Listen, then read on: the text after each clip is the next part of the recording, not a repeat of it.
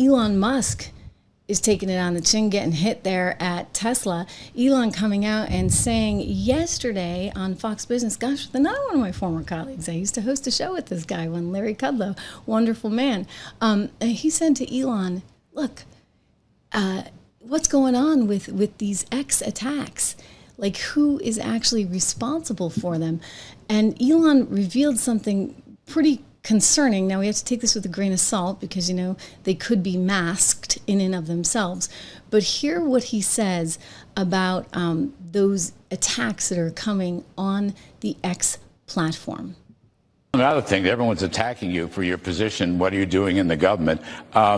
There was a cyber attack on X today, which shut it down and may have been foreign sourced. Yes. It's a big story. You want to give us a moment on that?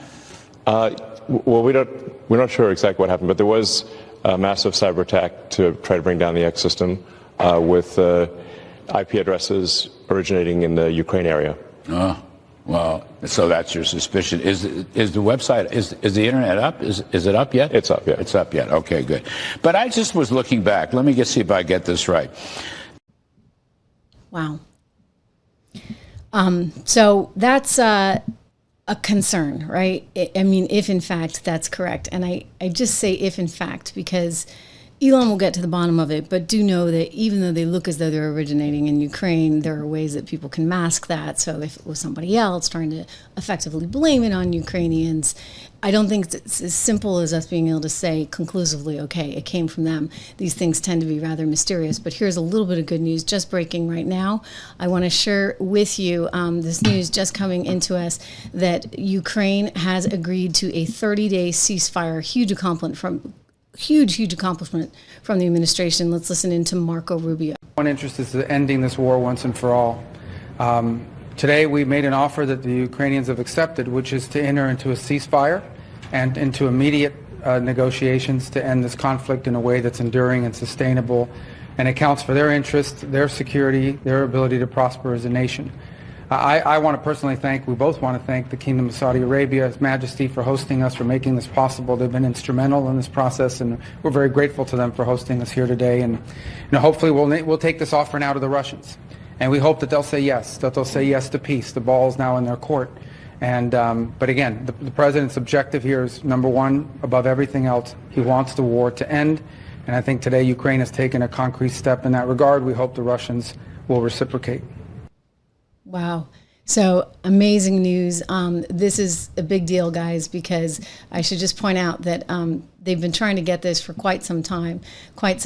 And I should emphasize that this was really one of the contingencies, if you would, of what Trump insisted on having from we're just fixing our lower thirds here on the screen, from Ukraine. If you go back to those fireworks, one of his frustrations with Zelensky was that Zelensky was not willing to agree to that ceasefire, if you'll recall. And so that was effectively the dust up. And Donald Trump kept saying, look, you don't have the cards. Like, what are you going to do without us? You don't have the U.S. backing you.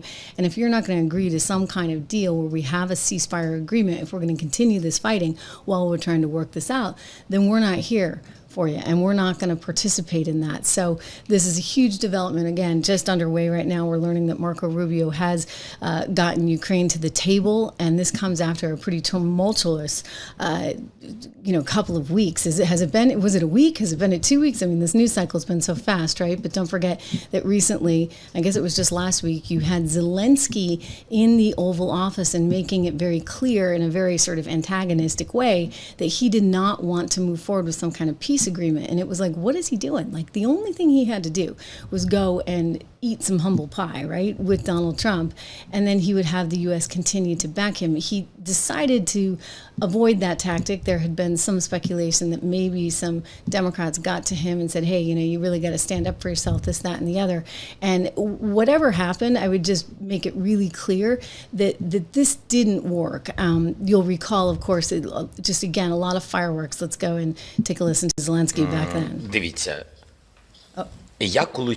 Maybe he didn't. I don't know what happened, but he didn't break it with me. He wants to make a deal. I don't know if you can make a deal. The problem is I've empowered you to be a tough guy. And I don't think you'd be a tough guy without the United States. And your people are very brave. But you're either going to make a deal or we're out. And if we're out, you'll fight it out. I don't think it's going to be pretty, but you'll fight it out. But you don't have the cards. But once we sign that deal, you're in a much better position. But you're not acting at all thankful. And that's not a nice thing. I'll be honest, that's not a nice thing. All right, I think we've seen enough. What do you think? Huh? This is going to be great television, I will say that. All right. We'll see what we can do about putting it together. Thank you. I'm talking about the kind of diplomacy that's going to end the destruction of your country. Yes, but if you are Mr. not President, strong... Mr. President, with respect, I think it's disrespectful for you to come into the Oval Office and try to litigate this in front of the American media. Right now, you guys are going around and forcing conscripts to the front lines because you have manpower problems. You should be thanking the President for trying to bring an end to this conflict. Have you ever been to Ukraine? Did you say what problems we have? I have been to. Come once. I've actually watched and seen the stories, and I know what happens is you bring them on a propaganda tour, Mr. President.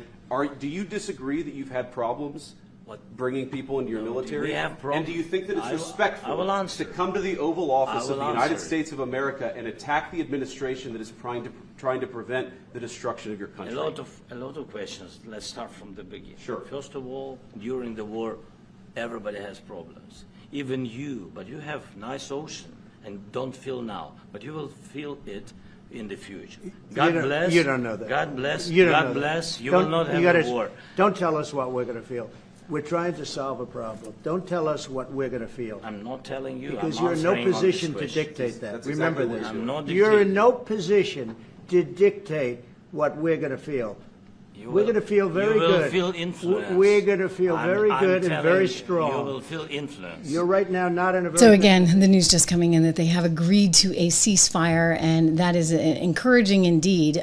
This is what the Trump administration had been holding out for, and they actually cut off the last bit of intelligence that they were offering to Ukraine. Ukraine really couldn't fight that without having some U.S. intelligence and some sort of bodies on the ground and ability to read what was going on vis-a-vis what was coming in from Russia. So this is a big, big step in terms of achieving some kind of peace here.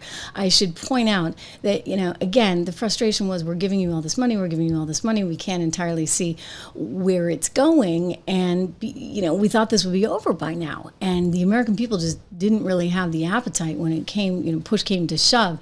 You look at, for example, the NATO map between 1998 and 2022, you've seen increasingly that NATO has taken more territory, and so this is a viewpoint that's gotten some oxygen recently.